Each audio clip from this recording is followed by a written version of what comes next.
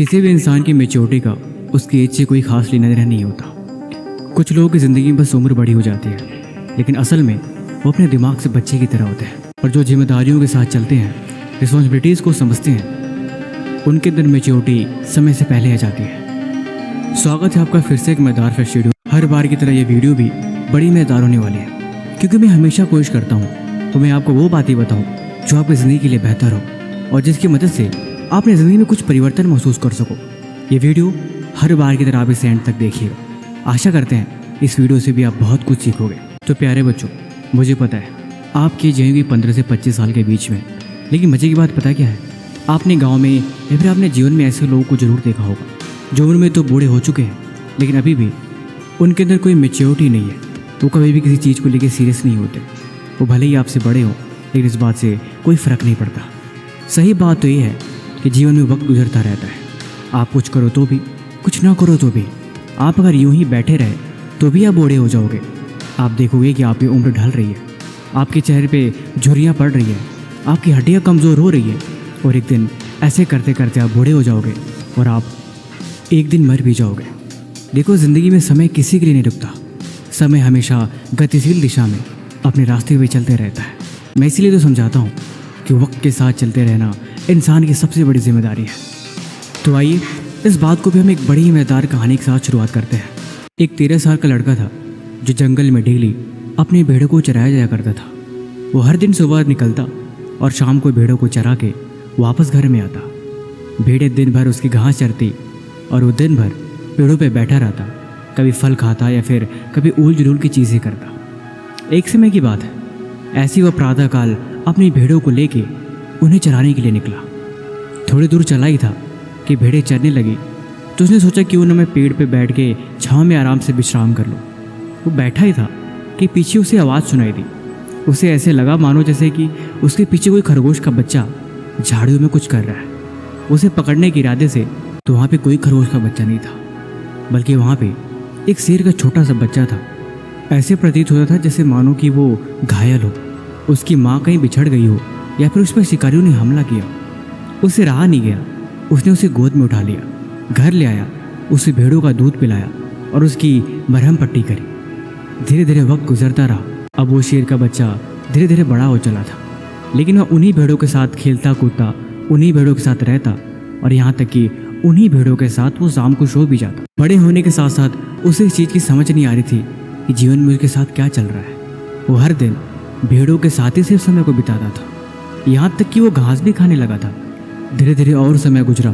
अब वो शेर धीरे धीरे और बड़ा हो चला था। एक समय की बात है, एक दिन हर बार की तरह वह लड़का जंगल में लेके जाने लगा। तब तो उसे सुनाई दिया जैसे मानो कि कोई असली सा शेर दहाड़ मार रहा हो। वो डर गया और डर के मारे पेड़ पे जाके छुप गया। लेकिन गौर से देखा तो असली का बड़ा शेर उसकी भेड़ों की तरफ आ रहा था, ऐसे मानो जैसे कि उन सारी भेड़ों को वो खा जाएगा। शेर ने भेड़ों पे हमला करना शुरू कर दिया और सारी भेड़ें उस शेर से बच के भागने लगी। लेकिन भागते भागते उसने एक चीज़ देखा कि उन शेरों के बीच में एक और जानवर भी था। उसने सोचा कि ये कौन सा जानवर है जो दिखने में तो बिल्कुल शेर की तरह ही है, लेकिन हरकतें उसके भेड़ों वाली है।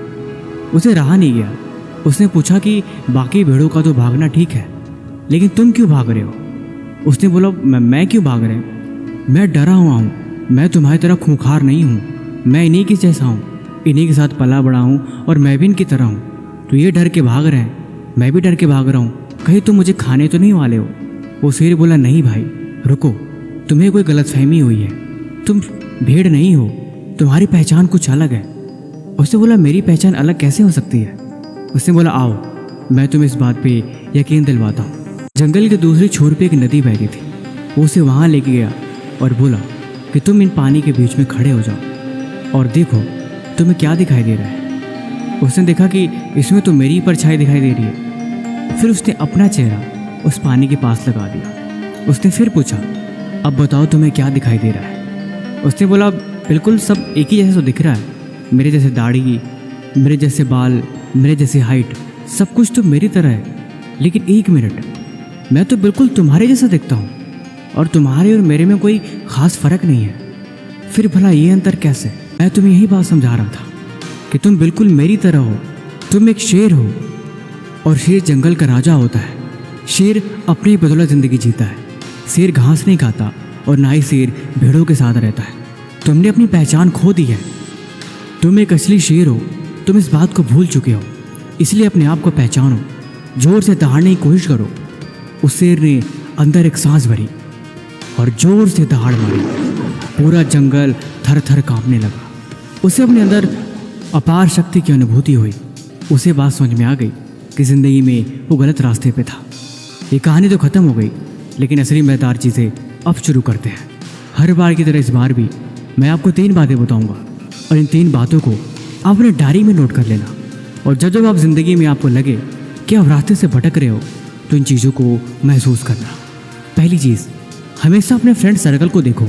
कहीं आप ऐसा तो नहीं कि आप भी उन भेड़ों की तरह उसी ज़िंदगी में जीते हो।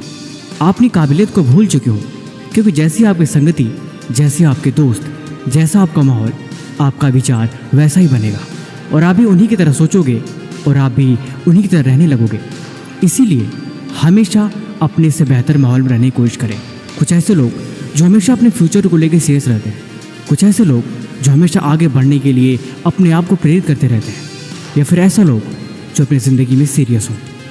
ये लोग हमेशा आपको आगे बढ़ने में आपकी हेल्प करेंगे। दूसरी चीज़, ज़िंदगी में आप खुद ही खुद को कामयाब बनाते हैं। खुद को कमज़ोर समझना सबसे बड़ी ज़िंदगी की गलती है। आप किसी से अलग नहीं हो। आप सब भी इंसानों की तरह हो, या फिर आप भी उस क्लास के टॉपर की तरह हो, या फिर आप भी इस दुनिया के सबसे महान वैज्ञानिक की तरह हो। सेम दिमाग, सेम हाथ पैर, आँख नाक, सब कुछ सेम है। ऐसा कुछ नहीं होता। डाइट और माहौल शायद मैटर करता होगा, लेकिन ज़िंदगी में कामयाबी इंसान को अपनी बदौलत ही मिलती है, और वो कामयाबी यकीन होने से मिलती है। अब तीसरी बात करते हैं मैच्योरिटी की, जो सबसे ज़रूरी चीज़ है। वीडियो के स्टार्टिंग में मैंने बोला कि आप कुछ करो या ना करो, ज़िंदगी चलती रहती है। आप बैठे ही रहो तो भी आप बूढ़े हो जाओगे। लेकिन मज़े की बात यह है कि जो लाइफ में सीरियस होते हैं उनके कुछ साइन होते हैं। अगर आप मैच्योरिटी की तरफ जा रहे हो तो इसका मतलब आप चीज़ों को समझ रहे हो। जब आपकी लाइफ में कोई प्रॉब्लम आती है, जब आप हर तरह से मुश्किलों से घिर जाते हो, तो आप उसे फेस करते हो, उसे समझते हो, उससे कभी भागते नहीं। धीरे धीरे अब आपको ये बात भी समझ में आ गई है कि ज़िंदगी में आपका काम आप खुद कर सकते हो। किसी और पे ब्लेम डाल के इससे कोई हल नहीं निकलने वाला। फोर्थ, अब आप चीज़ों को समझने लगे हो।